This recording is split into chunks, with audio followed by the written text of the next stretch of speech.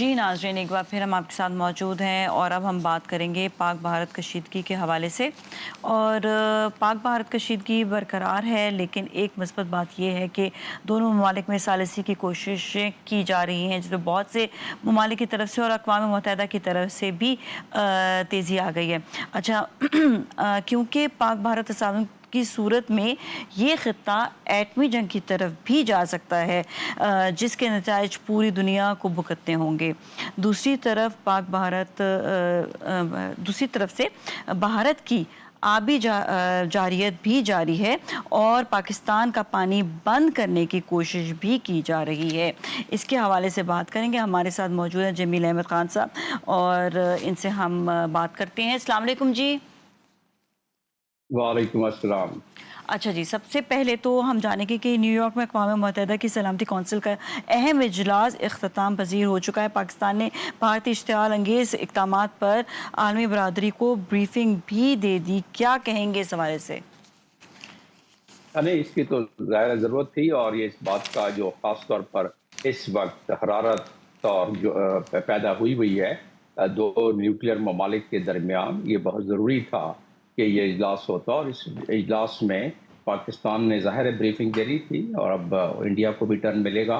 लेकिन यह है कि इस ब्रीफिंग में पाकिस्तान का मौक़िफ़ हमारे परमानेंट रिप्रेजेंटेटिव ने बिल्कुल आसिम इफ्तिखार साहब ने बिल्कुल वाज़ेह तौर पर बता दिया और ये वही उस चीज़ का ही अक्स है जो कि हमारी नेशनल सिक्योरिटी कमेटी ने अपने इजलास के बाद एलामिया में शामिल किया था, जिसमें वो तमाम पॉइंट्स कि हम ट्रांसपेरेंट इंक्वायरी के लिए बिल्कुल कहते हैं कि ट्रांसपेरेंट और इम्पार्शियल इंक्वायरी कर ली जाए। इस बात की अगर आप ये एलिगेशन और ये इल्ज़ाम लगाते हैं, क्योंकि हमने मुख्तलिफ मौक़ों पर बताया है कि 2016 में उड़ी में आपने क्या किया था, उसके अलावा छत्तीसपुरा में आपने क्या किया था, 18 में इसी तरह आपने 21 में क्या किया था। तो ये तमाम चीज़ें जो पहले होती रही हैं उसको हमने कनेक्ट करके पेश किया है। तो एक तो ये, दूसरा ये है कि ये जो खिलाफ वर्जी है इंडस वाटर ट्रीटी के को हेल्ड इन अबेंस रखने में, ये भी एक ट्रीटी की खिलाफ वर्जी, मतलब इंटरनेशनल एक कानून की खिलाफ वर्जी, इसका जिक्र यकीनन किया होगा और सिक्योरिटी काउंसिल इस पर भी सारी डिबेट करके अपना मौक़िफ़ देगा। मेरा अपना मानना ये है कि ये सिक्योरिटी काउंसिल अपने चैप्टर 5 आर्टिकल 34 या 33 के तहत कोई अपना डिसीजन देगा और उसमें दोनों पार्टीज़ को, दोनों साइड्स को रिस्ट्रेंट का मुजाहरा, हम तो पहले से रिस्ट्रेंट कर रहे हैं। हमने तो कह दिया, हमारी तमाम क़यादत ने, तमाम काबरीन ने इस बात को बिल्कुल बबांग दरा कह दिया कि पाकिस्तान अपनी तरफ से कोई एग्रेशन न करने का इरादा रखता है, न करेगा।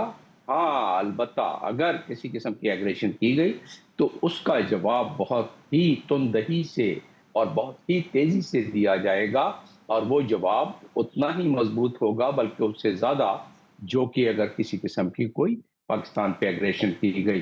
तो ये भी सिक्योरिटी काउंसिल में महसूस होता है कि इसकी वजह से रिस्ट्रेन का कहा जाएगा दोनों साइड को। और क्योंकि इस पर इंटरनेशनल डिप्लोमेटिक लोग जो हैं, डिप्लोमेटिक एक तरीका एक कार है, वो हरकत में आ गया है। आप देखें कि दुनिया के सरबराहों से बातें हो रही हैं, हमारे वज़ीर ख़ारजा यानी डिप्टी प्राइम मिनिस्टर की मुख्तलिफ वज़राए ख़ारजा से बातें हो रही हैं और कल ही देख लें कि ईरान के वज़ीर ख़ारजा आए और उन्होंने हमारी क़यादत से बहुत अस्करी और मदनी क़यादत दोनों से उन्होंने मुलाकातें की।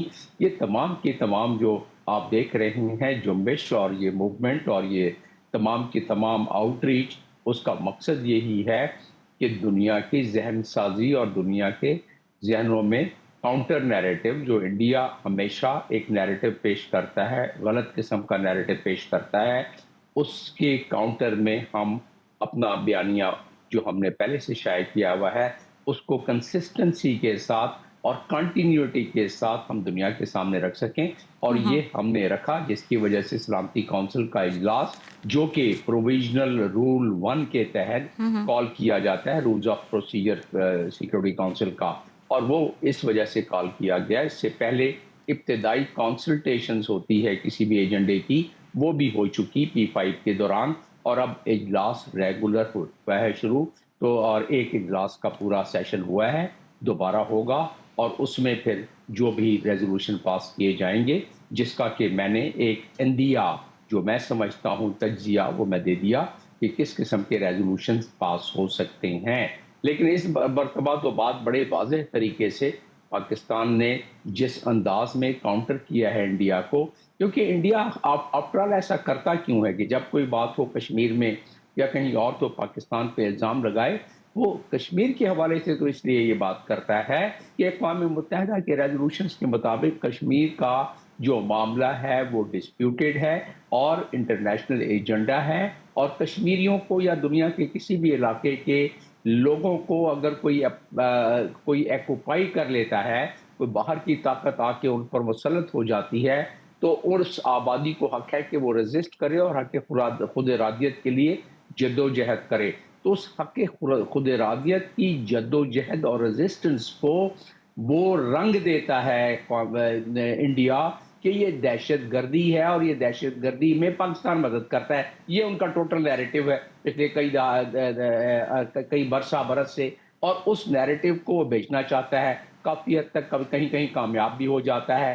اسی کا تو کاؤنٹر کر رہا ہے پاکستان، اور اسی کا کاؤنٹر کرنا پڑے گا پاکستان کو کہ ان کو مختلف طریقے سے پیش کرنا ہوگا کہ انڈیا کا مقصد یہی ہے کہ ایک حق اور سچ کی تحریک جو کہ اقوام متحدہ اور انٹرنیشنل قوانین کے مطابق جائز ہے، اس کو دوسرا رخ اور دوسرا رنگ دینے کے لیے انڈیا ایسا کرتا ہے تاکہ وہاں 10 لاکھ فورس کو رکھ کے یہ کہہ کے وہاں ٹیررزم ہو رہی ہے اس کو کچلا جا سکے. ٹوٹل اس کا فلسفہ پیچھے یہ ہے، اور اس کے لیے پاکستان اور دنیا میں درد دل رکھنے والے ممالک ان کو یہ جو خلاف ورزیاں ہو رہی ہیں انٹرنیشنل قوانین کی اور جو ہیومن رائٹس کی جو خلاف ورزیاں ہو رہی ہیں جی اس جی. پہ کنٹینیوٹی کے ساتھ اچھا یہ بتائیے گا بتدریج کہ آواز اٹھانی چاہیے. بیسکلی یہ بتائیے گا کہ کیا یہ جو ثالثی کا کردار ادا کیا جا رہا ہے اس میں کامیابی ہوگی؟ اور دوسرا ایک بات اور بھی کہ بھارت نے آتے ہی سب سے پہلے یہ بولا پانی بند کر دیں گے.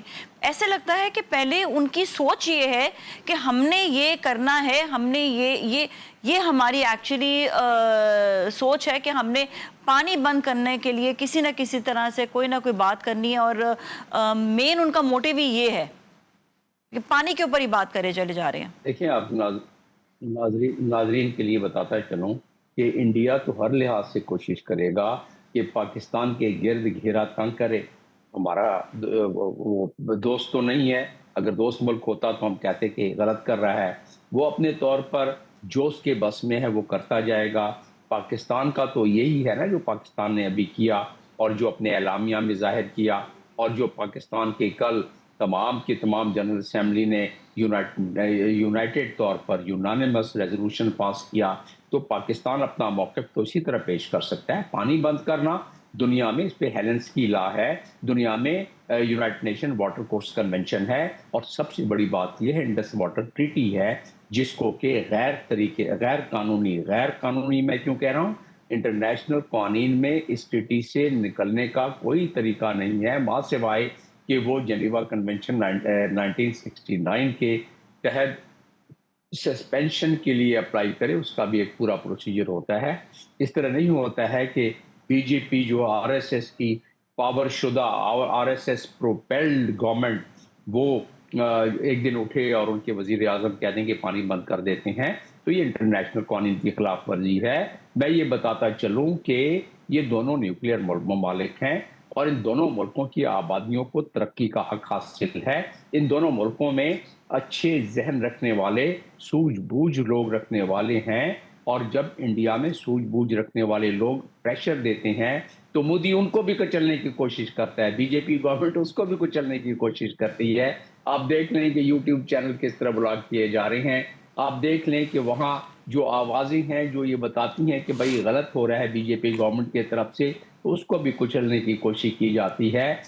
اس وقت بات یہ ہونی چاہیے اور وقت کا تقاضا یہ ہے کہ کوئی ایسی راہ ہموار کی جائے جس میں دونوں ممالک بغیر کسی ایک دوسرے پر حملے کے خطرے کے ترقی کر سکیں. فٹ پاتھوں پہ لوگ بمبئی میں نہ سوئیں، پاکستان میں بھی غربت نہ ہو. تو اس کے لیے بیک چینل ڈپلومیسی کا شروع ہونا جو میں سمجھتا ہوں یہ بھی ہو جانی چاہیے، کیونکہ کشمیر کا ایجنڈا دنیا میں ایک دفعہ پھر بھرپور طریقے سے आ गया है सामने। इसमें इंडिया ने तो अपनी तरफ से कोई और मामला और शरारत सोची थी, लेकिन कम से कम उसकी वजह से कश्मीर का मामला दोबारा उभर के दुनिया के सामने आ गया है। और यही एक जी फ्लैश जी। पॉइंट है दो न्यूक्लियर ममालिक के सामने, जिससे दुनिया खौफजदा है, दुनिया सहमी हुई है कि कहीं ऐसा ना हो कि भिड़ पड़े और कहीं ऐसा ना हो कि बात वहां तक पहुंच जाए। जी बहुत जी। बहुत शुक्रिया आपका, thank you so much for being with us. इसके साथ ही अब हम जाएंगे ब्रेक की जानिब, ब्रेक पर फिर मिलेंगे, हमारे साथ ही रहें।